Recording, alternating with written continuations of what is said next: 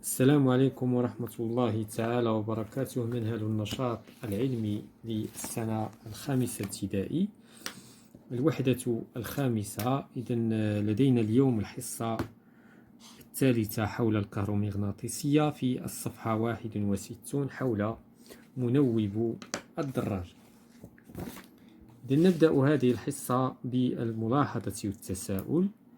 إذن نقرأ هذه الوضعية: بينما تتجول صوفيا مع أبيها ذات مساء، شاهدت ضوءا يقترب منهما ليتوقف دراجي بالقرب منهما، فانطفأت مصابيح الدراجة. وحينها بدأت صوفيا تتساءل.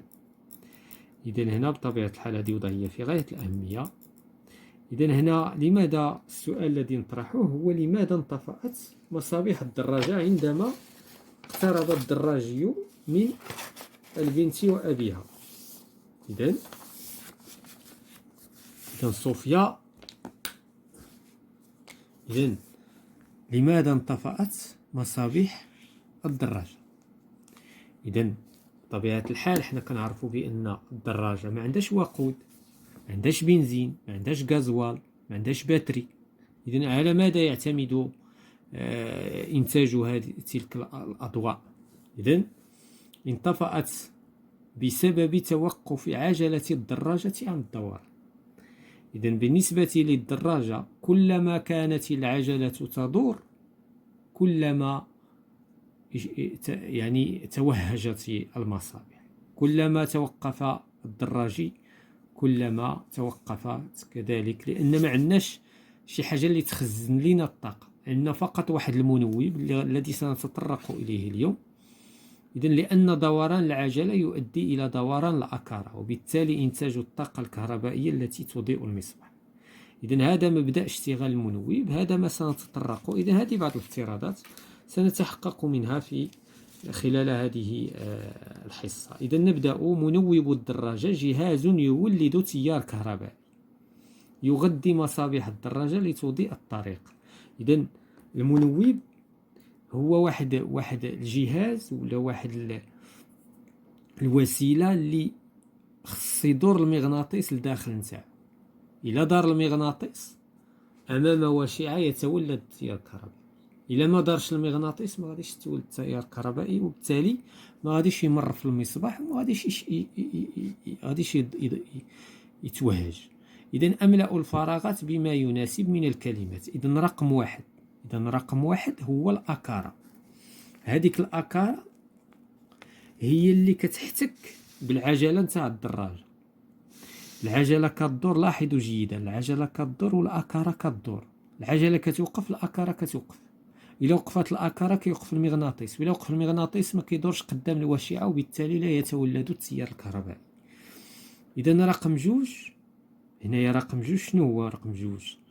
إذن رقم جوج هو المحور.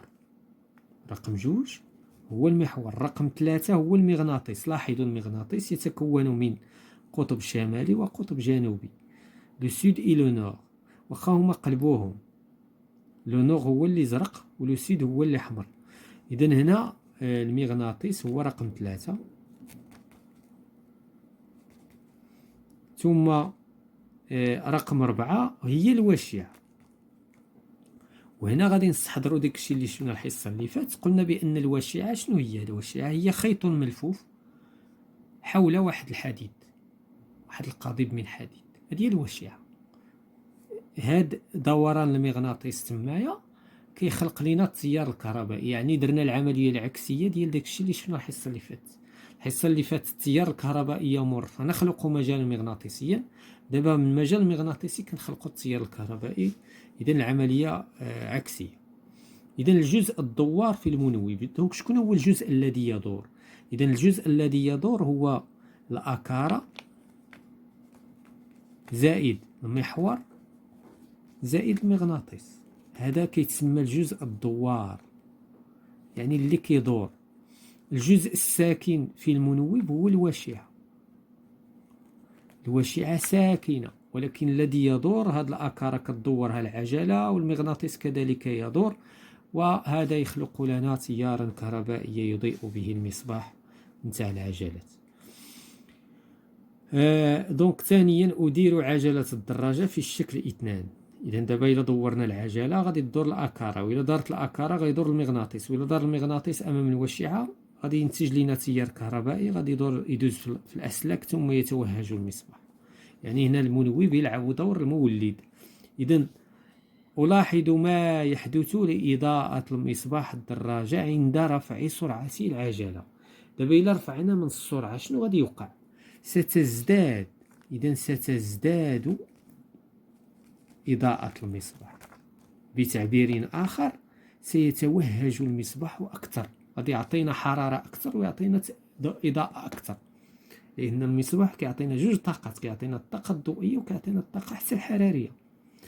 إذا ماذا يقع إذا توقف عند توقف العجلة عن الحركة؟ إذا توقفت العجلة سينطفئ المصباح، لا يضيء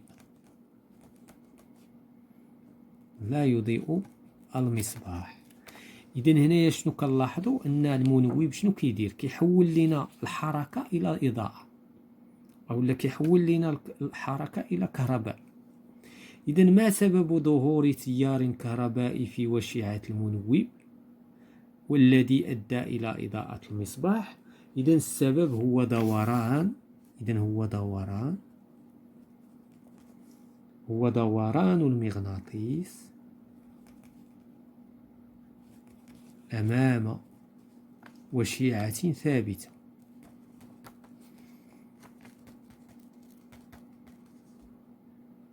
يتولد عنها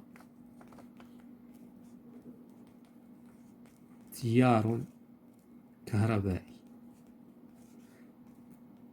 يتولد عن ذلك تيار كهربائي. إذا ننتقل إلى التخليص. يتكون منوب الدراجة من وشيعة ثابتة تدعى الساكن، بداخلها مغناطيس قابل للدوران ويدعى الدوار. إذن يولد منوب الدراجة تيارا كهربائيا في الوشعة أثناء دوران المغناطيس فيها. إذن هذا الشيء تطرقنا إليه بتفصيل. إذن ننتقل إلى أطبق. أملأ الفراغ بما يناسب. إذا تتكون الدارة الكهربائية للدراجة من، إذا الدراجة مناش كتكون الدارة الكهربائية نتاعها؟ إذا تتكون من منوب الذي يلعب دور المولد. إذا في هذه الحالة غادي يلعب دور المولد، يعني غادي يولد لنا التيار الكهربائي. هذه هي الدارة الكهربائية البسيطة. ومناش كتكون أيضا؟ من أسلاك وأسلاك التوصيل ومصابيح ومصباح أو مصابيح على حساب. إذن هذا الشيء مناش كتكون الدارة الكهربائية. إذن المولد نتاعها هو المنوب الذي يحول الطاقة الحركية الميكانيكية إلى طاقة كهربائية. إذن يضيء مصباح الدراجة عند دوران العجلة.